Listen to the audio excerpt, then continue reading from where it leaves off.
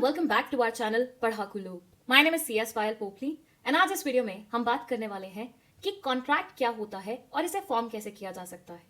तो चलिए फिर एक बढ़िया से एग्जाम्पल के साथ पूरी कॉन्सेप्ट को समझते हैं। कॉन्ट्रैक्ट को समझने के लिए हम एग्जाम्पल लेंगे दो लड़कों का, जिसमें एक का नाम है बबलू और दूसरे का नाम है गुड्डू। गुड्डू एंड बबलू बचपन के दोस्त थे। एक दिन बातों ही बातों में गुड्डू ने बबलू को बताया कि मैं साइकिल खरीदने के बारे में सोच रहा हूं। यह सुनते ही बबलू के दिमाग में एक आइडिया आया। उसने गुड्डू को बोला कि यार, मेरी साइकिल रखी तो हुई है, ज्यादा इस्तेमाल भी नहीं हुई है और कंडीशन में भी बहुत अच्छी है, तो मार्केट से खरीदने के बजाय क्यों ना तुम मेरी ही साइकिल खरीद ले। गुड्डू ने बोला, कितने में बेचोगे तुम मुझे ये? बबलू ने बोला, दे दियो 2-1 हजार रुपए, दोस्त है तू मेरा, तेरे से तो कम ही चार्ज करूंगा। गुड्डू को यह प्रपोजल बहुत बढ़िया लगा। उसने फट से हाँ बोल दी कि ठीक है, मैं तेरी ही साइकिल खरीद लूंगा। क्या हुआ यहां पे पूरे सिनेरियो में? यहां बबलू भाई साहब ने गुड्डू भाई साहब के सामने रखा एक प्रपोजल, और इस प्रपोजल को गुड्डू भाई साहब ने बहुत ही जल्दी हाँ बोल दिया। अब लॉ की लैंग्वेज में ना, ये जो प्रपोजल और हाँ बोलना है ना, इसे जाना जाता है ऑफर और एक्सेप्टेंस के नाम से। जो बबलू भाई साहब ने गुड्डू भाई साहब को दिया वो कहलाया जाएगा ऑफर, और गुड्डू भाई साहब का जो ये हाँ बोलना है ना, ये कहलाया जाएगा एक्सेप्टेंस। जब ऑफर और एक्सेप्टेंस मिलते हैं ना, तो बनता है प्रॉमिस। यस, जब एक इंसान दूसरे को ऑफर देता है और सामने वाला इंसान उसे एक्सेप्ट कर लेता है, तो ये दोनों चीजें जन्म देती हैं एक नई चीज को, जिसको हम बोलते हैं प्रॉमिस। और अब इस प्रॉमिस में अगर कंसिडरेशन ऐड हो जाती है तो वो बन जाता है agreement. Now the question arises कि ये कंसिडरेशन क्या है। लेमन्स लैंग्वेज में बोलूं तो जो भी चीज आपको किसी चीज के बदले में मिलती है उसे हम बोलते हैं कंसिडरेशन। फॉर एग्जाम्पल, एक इंसान है जो जॉब करता है, 9 to 5 ये बढ़िया ऑफिस में बिता के आता है। 9 to 5 में ये बहुत सारा काम भी करके दे के आता है सामने वाली पार्टी को। तो मंथ के एंड में इसे रिटर्न में मिलती है सैलरी। ये सैलरी क्या है? ये सैलरी है कंसिडरेशन, कोई चीज जो आपको काम के बदले में मिली। ऐसे ही डेली वेज लेबरर्स होते हैं जो दिन भर काम करते हैं और शाम को वेजेस लेके घर चले जाते हैं, तो वेजेस उनका क्या कहलाया जाता है? कंसिडरेशन कहलाया जाता है।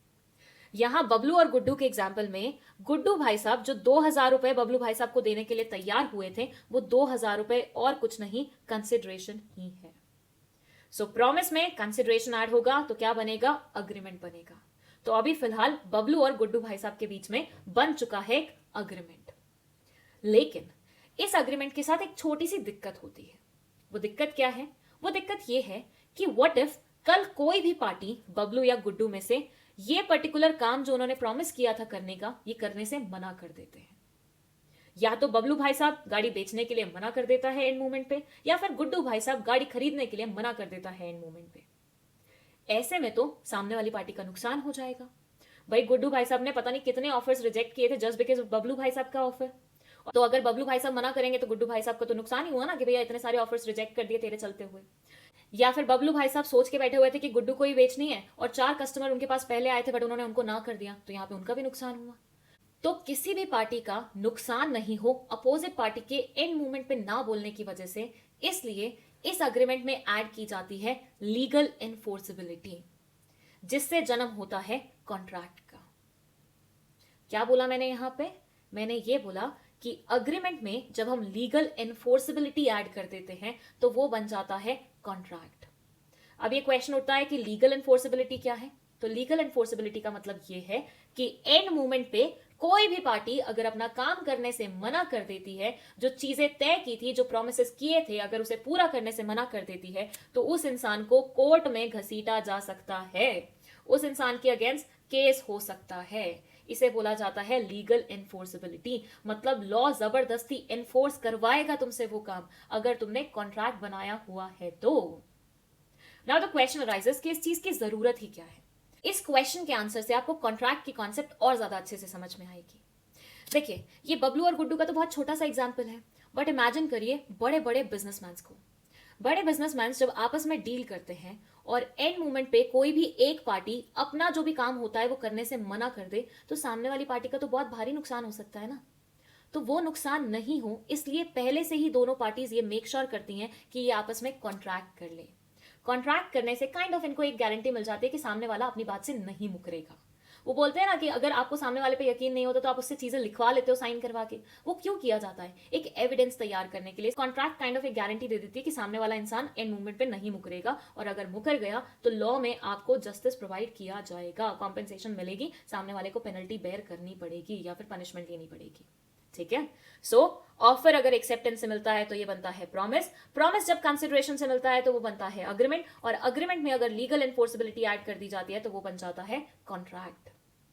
यहां ये बोलते हैं contract is basically an agreement जो कि लिखित में भी हो सकता है या स्पोकन भी हो सकता है, मतलब दोनों ने वार्तालाप करके बात डिसाइड कर ली, बिटवीन टू और मोर पार्टीज। हमेशा याद रखना कॉन्ट्रैक्ट कभी भी इंट्रा पर्सनल नहीं हो सकता है। ऐसा नहीं है कि एक इंसान खुद के साथ कॉन्ट्रैक्ट कर रहा है, नहीं, कभी भी ऐसा नहीं होगा। कॉन्ट्रैक्ट हमेशा दो या दो से ज्यादा लोगों के बीच में होगा। ठीक है। और ये क्यों होगा? ताकि लीगल ऑब्लिगेशन क्रिएट की जा सके, सामने वाले पार्टी को लीगली ऑब्लाइज करा जा सके कि जो भी तुमने प्रोमिसेस किए हैं वो तुम्हें मानने पड़ेंगे, बाद में जाके तुम उससे मुकर नहीं सकते हो। A contract is an agreement between parties creating mutual obligations। ये जो ऑब्लिगेशन है ना, ये एक ने दूसरे के सर पे नहीं डाली है, दोनों पार्टीज ने म्यूचुअली डिसाइड किया है, और इसे एनफोर्स कराया जा सकता है लॉ के द्वारा, क्योंकि दोनों ने म्यूचुअली डिसाइड किया था कि हम ये काम करेंगे। लाइक यहाँ पे गुड्डू भाई साहब और बबलू भाई साहब ने म्यूचुअली डिसाइड किया कि हाँ साइकिल बेचनी और खरीदनी है, तो यहाँ पे अब इनको साइकिल बेचनी और खरीदनी पड़ेगी ही। अगर नहीं करते हैं वो ऐसा तो लॉ में एक इंसान दूसरे को सू कर सकता है, एक इंसान दूसरे के अगेंस्ट केस कर सकता है। The terms of a contract are enforceable by law with clearly defined penalties and remedies should the contract be breached। अगर कोई भी इंसान कॉन्ट्रैक्ट का ब्रीच करता है, खंडन करता है, इसको मानने से मना कर देता है, इसमें लिखी हुई चीजों को नहीं मानता है, तो उसके अगेंस्ट पेनल्टी चार्ज करवाई जा सकती है, उसको पनिशमेंट भी दिलवाई जा सकती है। अब ये बोलते हैं कि एक कॉन्ट्रैक्ट को कॉन्ट्रैक्ट बनने के लिए बहुत सारे एलिमेंट्स की जरूरत होती है, जैसे कि ऑफर होना चाहिए, एक्सेप्टेंस होना चाहिए, दोनों की फ्री कंसेंट होनी चाहिए। यहाँ जो बबलू और गुड्डू है ना, इनके ऊपर जोर जबरदस्ती नहीं की गई थी कि गन पॉइंट पे बुलवाया गया कि हाँ तू मेरी साइकिल खरीदेगा, हाँ मैं तुझे साइकिल बेचूंगा, नहीं, दोनों ने फ्री कंसेंट से खुद के मन से एक दूसरे के साथ अग्री किया था खरीदने और बेचने का। कंसिडरेशन रहेगा, मतलब हमेशा पैसा या फिर कोई भी चीज जो रिटर्न में मिलने वाली होगी वो इन्वॉल्व रहेगी। कैपेसिटी, दोनों ही मिनिमम 18 साल के तो होने ही चाहिए, एंड लीगैलिटी होनी चाहिए। दैट मीन्स कॉन्ट्रैक्ट हमेशा लीगल चीजों के रिगार्डिंग रहेगा। ऐसा नहीं ड्रग स्मगलिंग के लिए तुम कॉन्ट्रैक्ट कर रहे हो, नहीं, वो चीज परमिटेड ही नहीं है, वो चीज इलीगल है, तो उसके रिगार्डिंग कॉन्ट्रैक्ट नहीं हो सकता। वैसे तो ये सारी की सारी कॉन्सेप्ट बहुत ज्यादा डिटेल में समझने वाली हैं, तो इस वीडियो में तो वो कवर नहीं हो पाएंगी, लेकिन मैं इन पे अलग से एक वीडियो बना दूंगी जो यहाँ आई बटन में प्लेस कर दूंगी, आप लोग देख लीजिएगा। फिलहाल के लिए ब्रीफ में मैंने आपको बता दिया इनका मतलब क्या होता है, एंड आई होप आपको कॉन्ट्रैक्ट का मतलब समझ में आ गया है। समराइज वे में बोलूं तो कॉन्ट्रैक्ट का मतलब होता है जब दो पार्टीज अपने mutually decided, mutually agreed obligations को या तो बोल के या फिर लिख के कहीं पे तय कर लेती हैं और उसे लॉ में एनफोर्स करवा देती हैं, तो उसे हम कॉन्ट्रैक्ट बोलते हैं। ठीक है। अब अगर आपको कॉन्ट्रैक्ट में कोई डाउट है तो let me know in the comment section. अगर आपको ये वीडियो पसंद आई है तो लाइक का बटन दबा दीजिए, इस वीडियो को अपने दोस्तों के साथ शेयर कर दीजिए और चैनल को भी सब्सक्राइब करते हुए चाहिएगा। That's it, thank you so much for watching this video.